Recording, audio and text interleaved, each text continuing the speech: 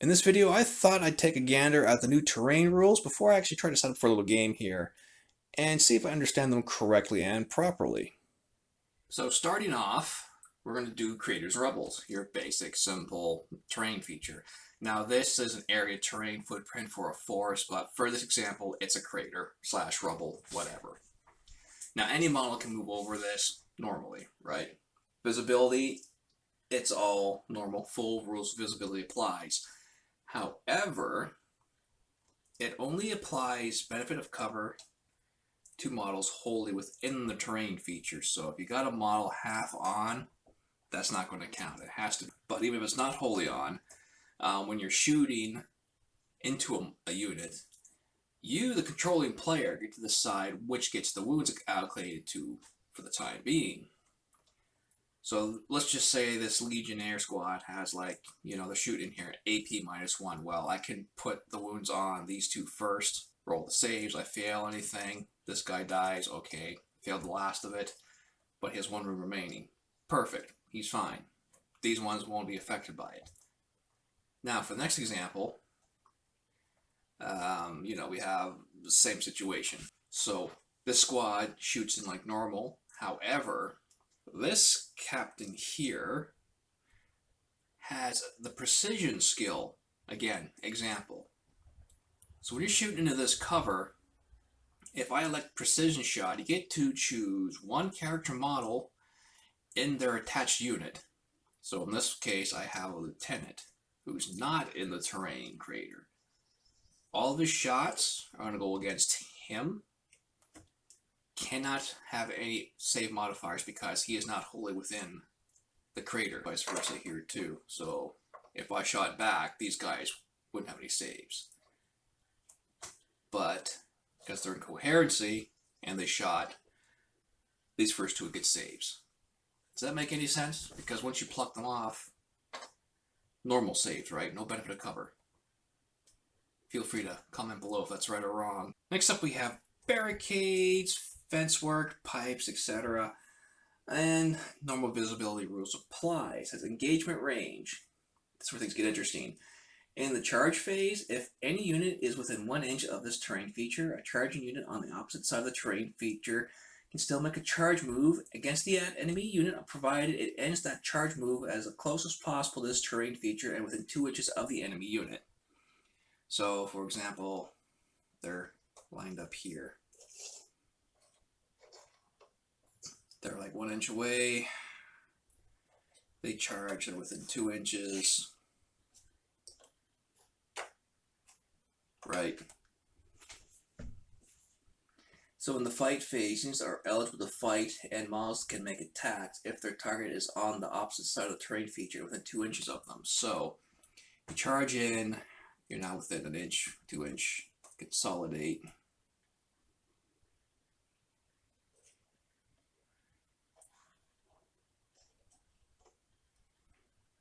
So technically, they're within. So you got. This is where things really become tricky, but you got to measure within 2 inches because I could be like 1 inch away.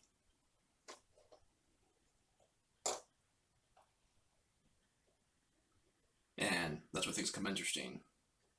Or this guy could be back here, so he's no longer in cover. But you're only going to fight these ones first.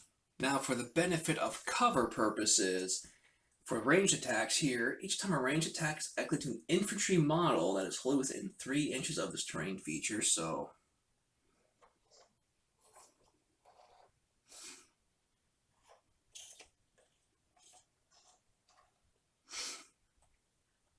there you go.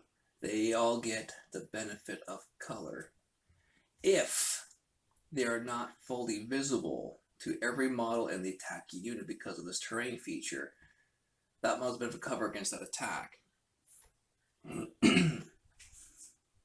So clearly, right now, these guys are not visible fully to each other, so they get cover. However, this guy at the back, he shoots steam this way. We are clearly 3 inches away from this pipe. He can fully see this entire unit and shoot them. No cover saves. Because, he's got like an AP -1 or 2 plasma pistol. So for this example, we have an entire unit visible to see, 2 models fully, right? Because this is where some questions were popping up, whether I got cover or not. This guy here is clearly within 3 inches. This guy, the sergeant, is not. So, and it's worded, if that model is not fully visible to every model in the attacking unit because of this terrain feature, that model has a bit of a cover against that attack. So is this where split saves come in for their simple but not so simple wordplay? So every model in this unit here can clearly see the sergeant. So if I were to shoot him, everything, potentially you could be like, okay, plasma pistol into this guy, it kills him. But now, all your other remaining shots go into models in cover. But he did not have the benefit of cover because he's 3 inches away, but he's fully visible to the whole attacker's unit. Right? Yeah, each time a range attack is allocated to an infantry model that is wholly within 3 inches of this terrain feature if that model is not fully visible. But he is fully visible. So really, he can do normal damage and then calculate your extra saves to these guys here from any AP minus weaponry, right? Next up is battlefield debris and statuary such as this and other tall building like things like little power plant nodes. Basically, models can move up, over, and down this terrain feature, but they cannot sit up on any kind or move on top of it. So they have to be, finish the move within base contact. They cannot be on top, like so, etc. They have to be like that. Normal visibility rules do apply, though. And according to the... Oh, it's also classed as obstacles, sorry. Much like the barricades, you can't finish on top of them. So each time a range attack is allocated to a model. If that model is not fully visible to every model in that attacking unit because of this terrain feature, that model has a benefit of cover against that attack. So I have a gun line of my Chaos Legionnaires, like so. And I can fully see... Do they count the base as the model? Because if not, I can fully see 3. So basically, these two would get the benefit of cover, right? Because it says each time a range attack is allocated to a model, not a unit, a model. So we got 1 model, 2 model, 3 model visible to this attacker's unit. So really, when you're doing your shooting attacks, you could be like, okay, this squad into this squad. It's going to be taking the wounds out on these 2 first. Because right now you're only getting save if you can't draw a full visibility line. I guess this is where split shooting comes in handy too, because the champion, he's going to get cover. This guy, So these first 4 can shoot these first 2, but these first 3 can only shoot these 3. So yeah, that's a big thing to take in.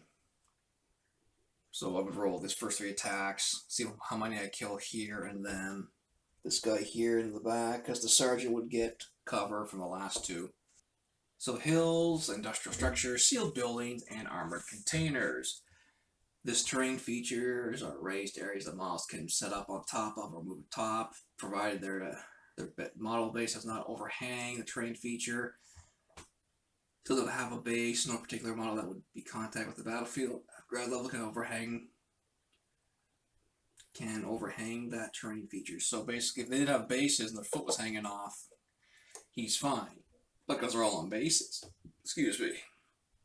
They have to be wholly on top. So if I went to reverse 6 inches, going up 3,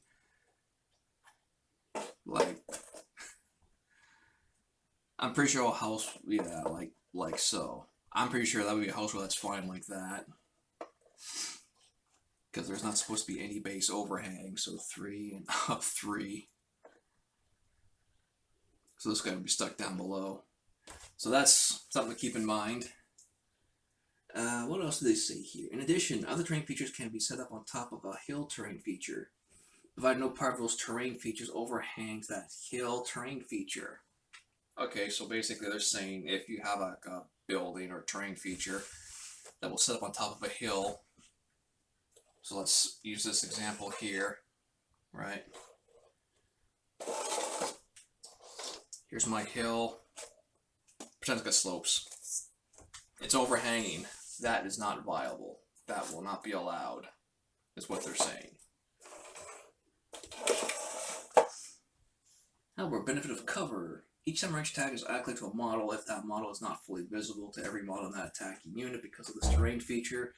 That model has a benefit of cover against that attack. So again, model, not unit, model. And this is the day one core rule, so they might have reworded it. Hard to say. So I'm shooting up again, right?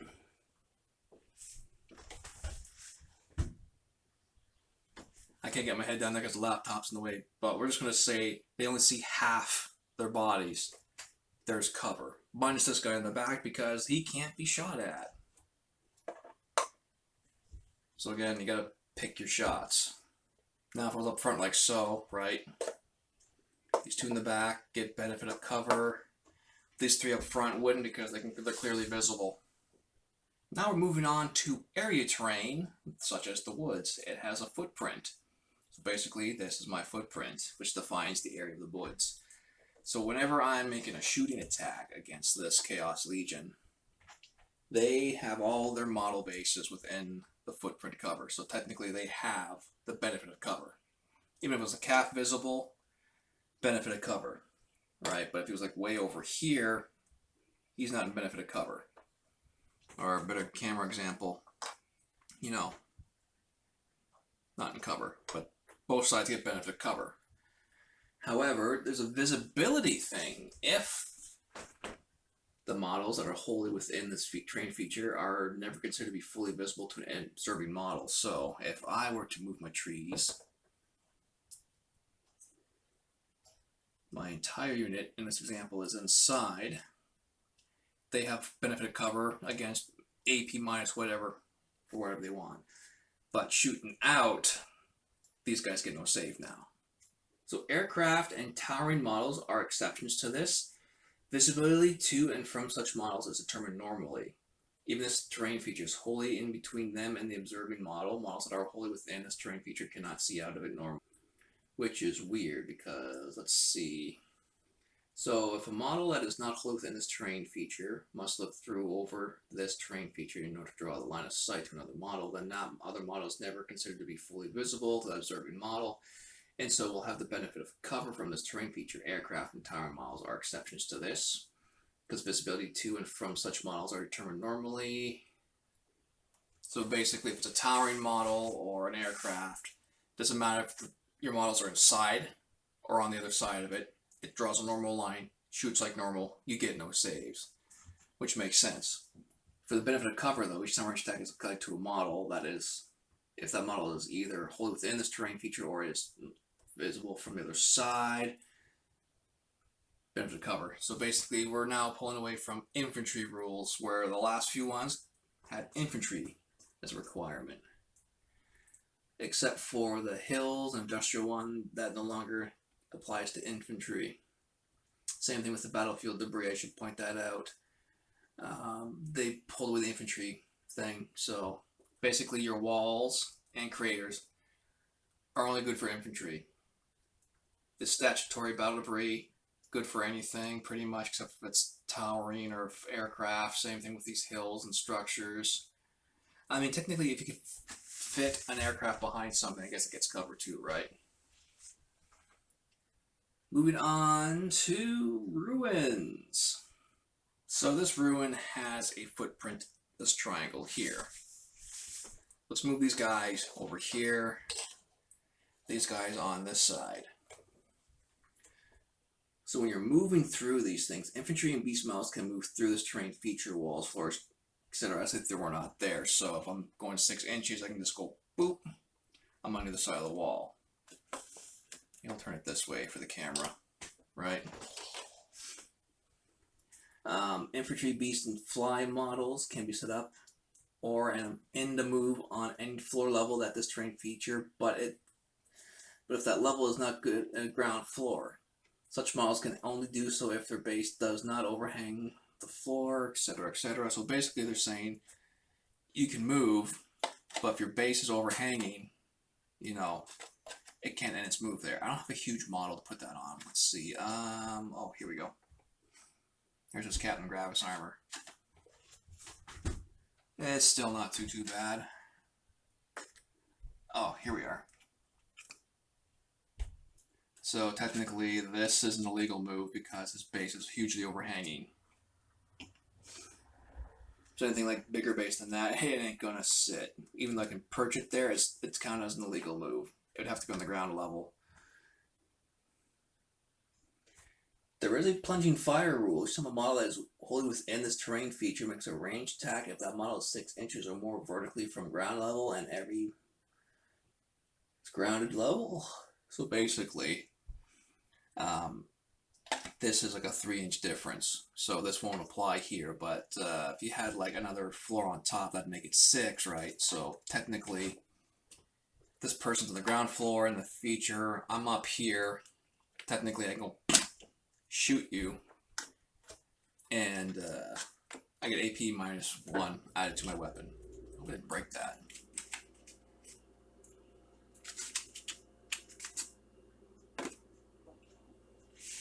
Now, as far as visibility goes, models cannot see over or through this terrain feature. So even though I can clearly see them through the windows, they don't have line of sight and purposes of firing. The exception to this is aircraft and towering models. So if an aircraft comes on by, you can see through the window, you can shoot it. If a towering model comes on by, say, well, it's not a towering model. I don't even own a towering model, but say it's like this tall, and you can shoot and see it. So the benefit of cover, though, is time of range attack is calculated to a model if that model is either wholly within this terrain feature or it is not fully visible to every model in the attack unit because of this terrain feature. That model has the benefit of cover against that attack. So again, then every model from the firing unit comes to effect. So basically, they're now inside the terrain feature, right?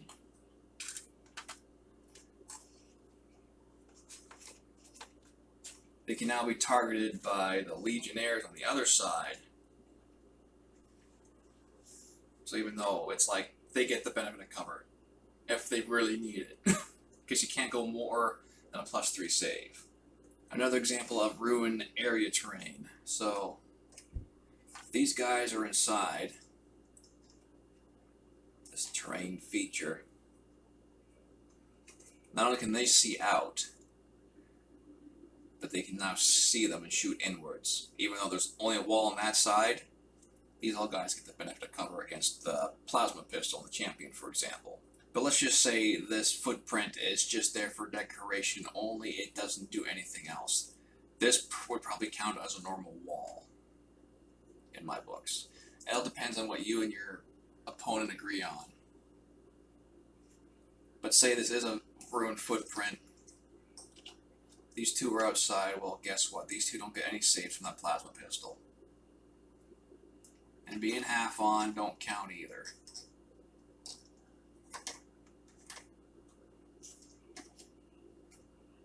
You know, that's just food for thought on what would work and what wouldn't. But keep in mind, let's say the champion has, what's it called again? Not sustained, it's precision shot. I could finger out this character and put his shots into him, right? And see if he drops first before putting the rest of my shots into the rest of the bodyguard unit.